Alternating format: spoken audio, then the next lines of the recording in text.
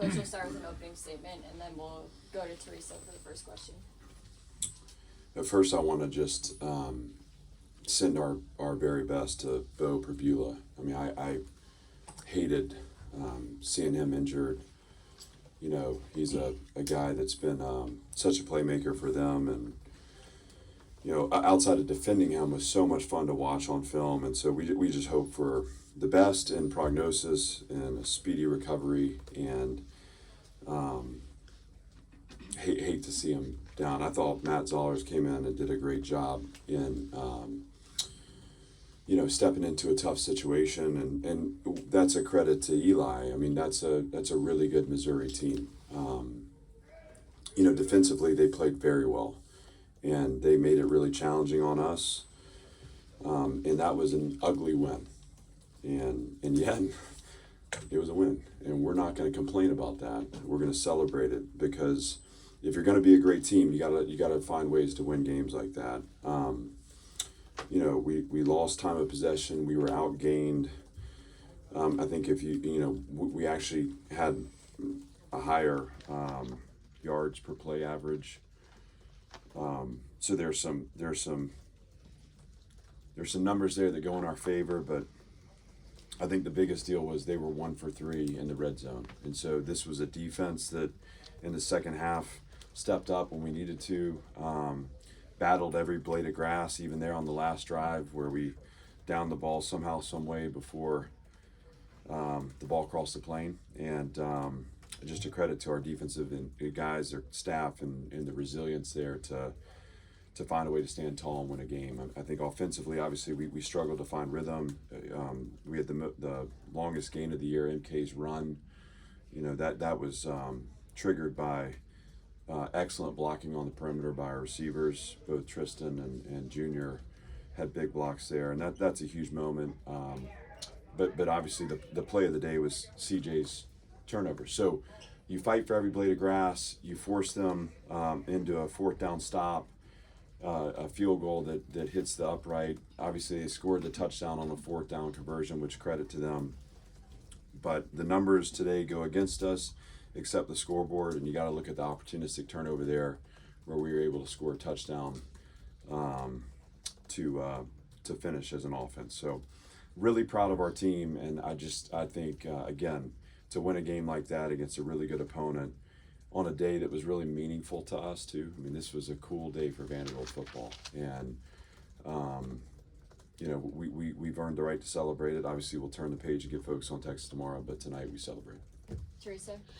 Clark, as you mentioned, it's an ugly game. This is the kind of game that too often in the past Vanderbilt would have found a way to lose. Is this a sign of how much maybe this program, this team has grown, the toughness it's got to be able to pull out a win on a day like today? I don't want to necessarily comment on the history or the mindset. That kind of stuff to me becomes a wash. I think what it says is this is a tough team that has the courage to be resilient and to step into the type of performance we need to win, whatever that performance looks like. And the mission is winning. And we talked about this in our meeting before we came over to the stadium today, that, you know, I think sometimes we get in these modes where, you know, I'm so proud of these guys, and I have such respect for them. And I'm so grateful, you know, to be their coach and to be with them on the journey. But, you know, I wasn't going to tell them that tonight didn't matter. You know, this was an important game for us, and we needed to understand that. And the reason we do what we do, the reason this is the 291st day that we have sacrificed and invested and cared for one another, is because we have big goals. And so this team found a way to win, and I think it's a great lesson to them that, you know, it can go our way for 4 quarters, it can go our way for 1 quarter at the end, and the point is you step on the field with the attitude, the mindset, and you stay in the present, and good things happen. Okay. Clark, you kind of touched on this, but just the ability for your team to rise up to a big spotlight game like this and make the plays it had to make, fourth quarter, you know, taking the ball away, getting in the end zone, that sort of thing. What does that kind of tell you? Just that, you know, I mean, this is, again, I think it reveals more than it tells, it reveals our character, it reveals our toughness, reveals our commitment, and these are things that didn't show up today. I mean, these are things that have defined 291 days together, and I think we embraced the spotlight, we embraced the stage, and I say that because I felt like in our process in the week, these guys were impeccable. I mean, they maintained a focus. I thought they really were able to ignore the noise, and we handled business through the week. And when you do that, you get opportunities to win games on Saturday. So I'm proud of this group. I got a ton of respect for them, and again, there's a lot to clean up. I mean, that was very imperfect, but sometimes it has to be imperfect. I think we learned something about the character of this group. Chris. Kind of along those lines, Clark. You talked about winning an ugly game. Sometimes championship teams go through stuff like this. So, what type of beauty do you find in an ugly win? A lot, and I agree. Obviously, this is one game, and one game won't define us. And I said that last week. And but especially in our league, I mean, Missouri came out of a similar game against Auburn last week. I mean, this is how it's going to be. And sometimes we're going to have to outscore the other team. I mean, it's going to be about being 1 point better where we're, the score's 40-39, whatever. I mean, today it was a tightly contested game against two teams that were physical and tough, and two defenses that are stingy, and we made the play at the end to separate. But we're not getting where we want to go if we don't find ways to win games like this tonight. So again, I thought a great moment for us to step up, and we did. Gentry, then Aria. Yeah, Clark, so much has been made this year about the offense and Diego, and was this kind of the defense's game with the way it played out? Did it make a statement, you think, on that side of the ball? Well, it's a team game, and so yes, I mean, we needed our defense to stand tall today, and I thought in particular those early drives in the second half. I mean, we were plagued by some 3 and outs today. I thought field position wise too. I mean, I felt like they had us in the first half pinned. It was just both defenses were playing well, but we had our backs against the goal line a lot of times on our drives. So there just wasn't a lot of space on the field, and when we came out in the second half, I thought for sure it was going to be about a methodical drive to go score a touchdown. It wasn't. We throw an interception there on third down, and our defense needs to come out and make a stop. They did. Just again, we a backed up punt where they get possession at midfield. Defenses needs to step up. They did. And so I'm really proud of those guys. They work really hard. Coach Gregory and the defensive staff have done a great job. And I said this to the staff, because we always look at the play, the tactics, and say, that's a reflection of coaching. But the attitude is too. This is about a team that believes in one another and is really tough. And it's about a coaching staff that has built relationships with players that allow them to have impact in those moments. And so I don't think there was ever a second on that field where there was doubt or fear. This was a team that knew that they were going to find the way to win. They had to figure it out, and they did. But the defense was huge, and really, really proud of those guys. Aria. Yeah, Missouri is the first team this season that's really been able to kind of contain Diego a little bit. What was it that they did that made it so difficult for you all offensively? Well, this was first of all, it's a good defense, and we weren't able to get our run game going, and we got to look at that and just kind of say, hey, where was it play performance? Where was it the actual play call? What are the things we can do to help our offense get that run game going? I want to see Seti active. Obviously, MK with the big run, but we need to stay on schedule. Again, I don't have it in front of me, but too many 3 and outs today. And look, at the end, I mean, they were contesting space. I thought really good throw to Trey on the explosive pass, but our performance on offense runs through Diego, but it starts with the offensive line. And if I were going to say, we have to play a cleaner game up front, and those guys have been so consistent in what they've done to this point. I thought we had some sloppy penalties, and we gave up the sack there early, and there just wasn't quite the space that we're used to having that's allowed Diego to kind of play at his highest level. So a lot there, but on the whole, it's going to happen. Good teams can complement. Different phase needs to step up, and it was the defense's night tonight, and they did. We'll go to Pete and then Dylan. I'm sorry. No, I didn't. So Clark, congrats on the win. Thanks. Hey, game day was here today. You guys have poured so much in the program. I know you and Candace have worked together on that.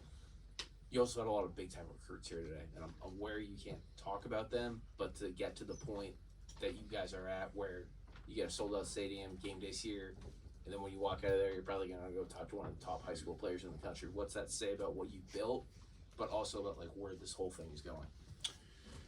There's limitless potential, and we've worked really hard to care about this a lot before anyone else has, but what we've built can be sustained, and obviously we have all the plans and designs to take it further, and it's important that on a day where our program was celebrated, that we recognize too that there are things we need to do to keep pushing this forward, and we will, but there are a lot of really good players that are paying attention to what we're doing. And what's always been true about Vanderbilt since I've been here is the energy within the program, and the people within this program have always made the right impression. And before we had anything else, we had a heartbeat here. And now we've got proof of concept. And so I want to compliment our fans.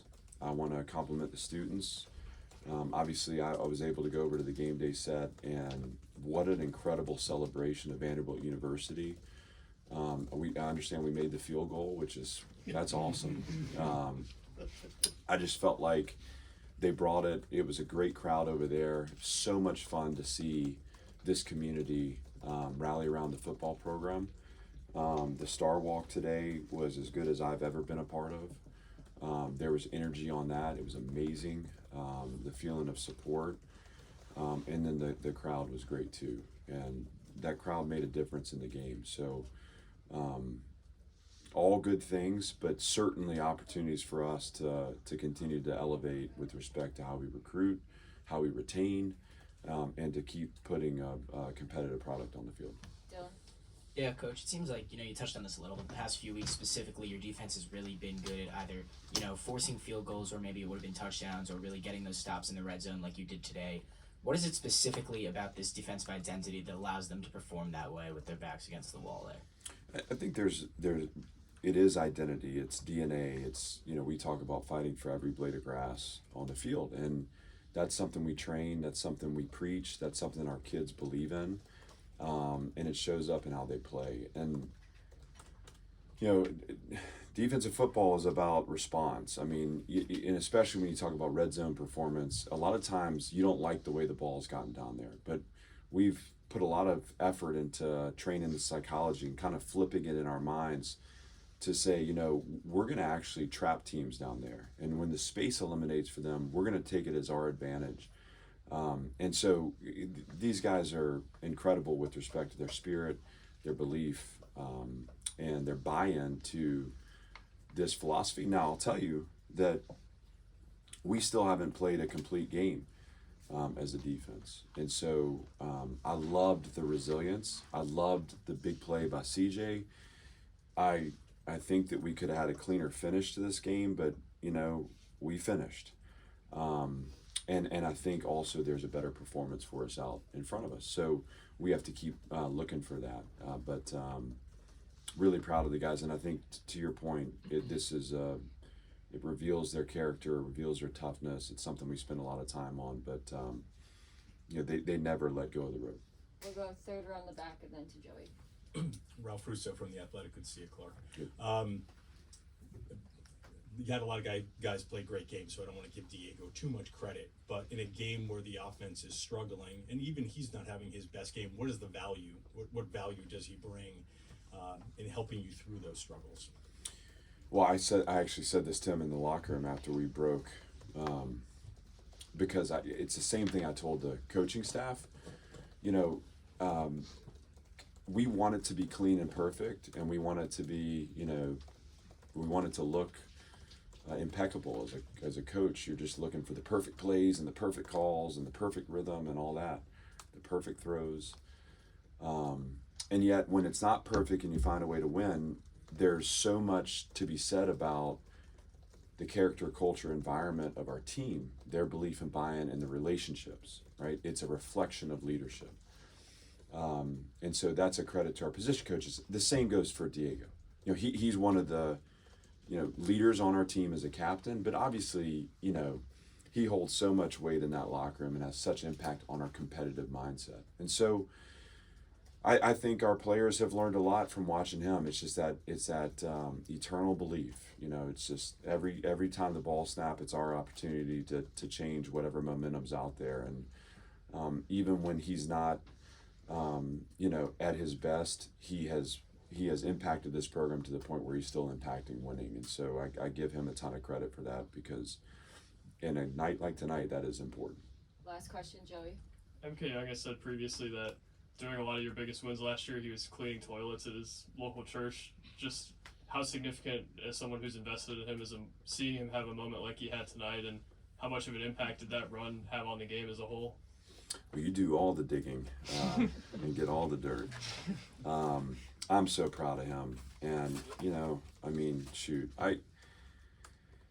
we have a team that we talk all the time, and I think I've mentioned this, but we call ourselves misfits. I mean, all of us have scuff marks. There's not a one of us that, you know, was wanted anywhere else. You know, it's just who we are, man. And it's the chip on our shoulder, and I feel so lucky to be around a group that embraces that, and MK embraces that. MK's a guy that he's an emotional and spiritual leader on our team. He's got such a heart.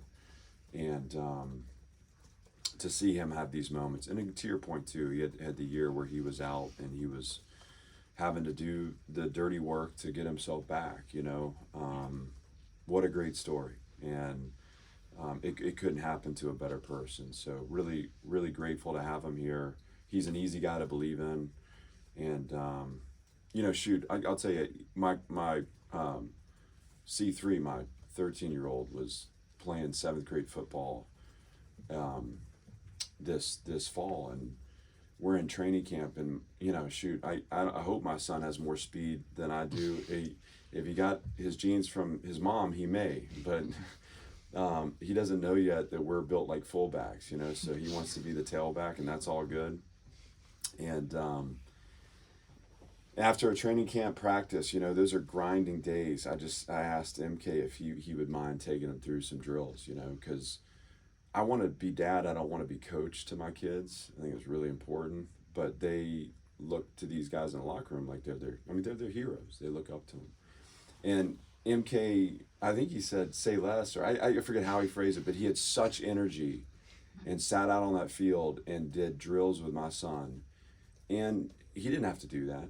But that's the kind of person he is, and so we're lucky to have a locker room full of those guys, and that's why I feel the gratitude of being in this moment and on this journey with this team. So, thanks for that question and for pointing out, and thank you guys so much for the time, and thank you to Commodore Nation for showing up for us today. And here's to many more nights like tonight. Thank you. Thanks, everyone.